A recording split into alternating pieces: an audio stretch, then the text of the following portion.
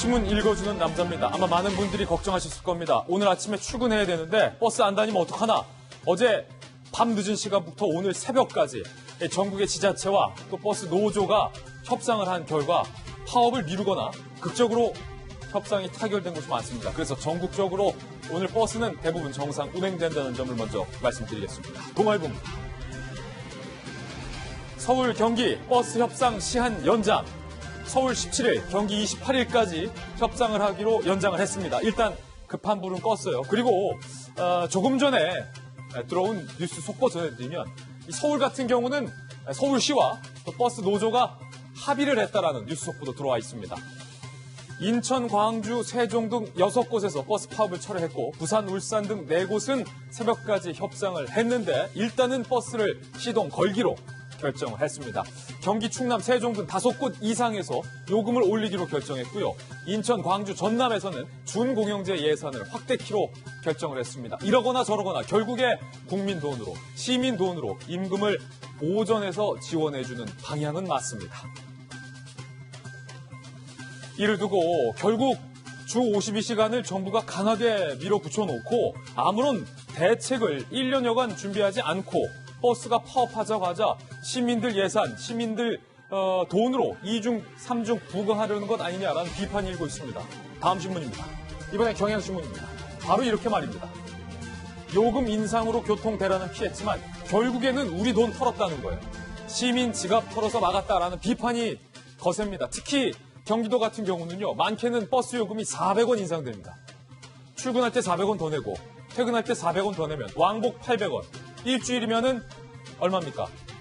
8호 40, 4,000원. 한 달이면 2만 원가량. 버스 요금이 출퇴근에만 인상된다는 거죠. 이거 다 우리 세금이라는 겁니다. 경기도가 이렇게 인상됨에 따라서 충남북, 세종, 경남도 올해 안에 다 줄줄이 인상될 방침입니다. 시민들은 아니 정부가 이런 대책도 없이 결국 시민들에게 세금으로 그리고 버스 요금으로 부담시키는 것 아니냐라고 불만이 속출하고 있습니다. 잠시 후에 이 시민들의 의견도 들어보겠습니다. 다음 신문입니다. 이번엔 조선일보입니다. 우리 정부의 대북 쌀 지원의 딜레마가 오늘 조선일보에 적나라하게 실렸습니다. 남은 지원하려는데 정작 북한 쌀값은 급락했다는 겁니다. 북한의 장마당 쌀 시세를 보면요. 작년에 5,000원에서 올해 4,000원으로 오히려 쌀값이 떨어졌다. 이 말은 쌀 사정이 넉넉하다는 얘기예요. 6개월 가까이 계속 북한 장마당의 쌀값이 하락하고 있다는 겁니다. 공급이 많다라는 거죠. 식량 사정이 악화됐다라는 기존의 주장과 현실이 상반된다는 전문가들의 지적이 잇따르고 있습니다. 장마당의 식량 저장 능력도 충분하고 민심 수습 차원의 북한 정부가 가격을 통제한다는 관측마저 나오고 있습니다. 그래서 북한이 계속 우리 정부가 쌀 줄게 하는데 생색내지 마라라고 뻗댔던 것 아닌가라는 생각마저 드는 대목입니다. 잠시 후 오늘의 앞으로에서 이야기 나눠보겠습니다. 다음 신문입니다. 이번엔 중앙일보입니다.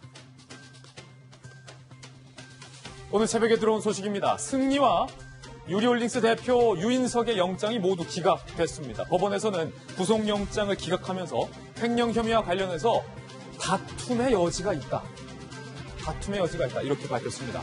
다툼의 여지가 있다. 결국 경찰의 수사가 부실한 건 아니냐라는 경찰 수사 부실 의혹까지 논란까지 번지고 있습니다. 특히 이번 버닝썬 사태를 바라보는 국민들의 시각은 경찰 일부 세력이 이 승리의 일부와 유착한 것 아니냐라는 의혹과 의심의 눈초리였는데 경찰이 결국 이 유착 의혹과 관련돼서는 단 하나 제대로 밝혀낸 것 없다라는 비판마저 일고 있습니다.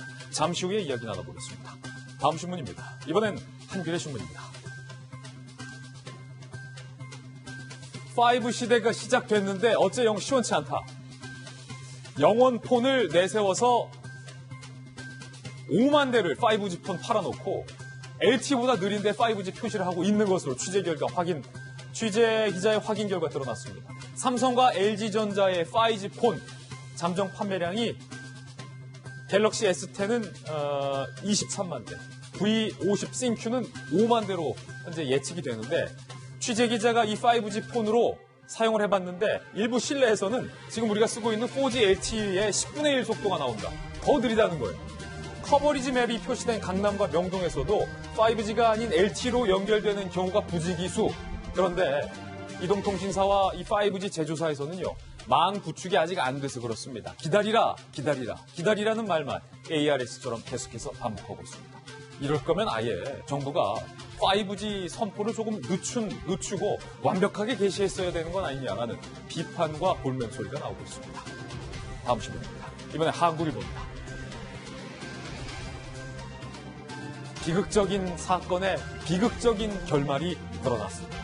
인천에서 동급생들의 폭행에 시달려서 추락해서 숨진 그 중학생, 스스로 비관을 한 투신이 아닌 죽음을 무릅쓴 탈출이었다라는 사실이 드러났습니다.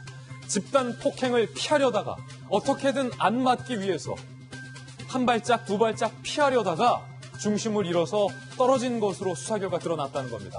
법원은 이례적으로 10대 4명에게 상해치사죄를 적용하고 강도 높은 징역을 선고했습니다. 많게는 7년까지 선고가 됐습니다. 우리 청소년들, 우리 사회에서 이런 비극적인 일이 다시는 되풀이되지 않도록 해야겠습니다. 지금까지 신문 읽어주는 남자였습니다.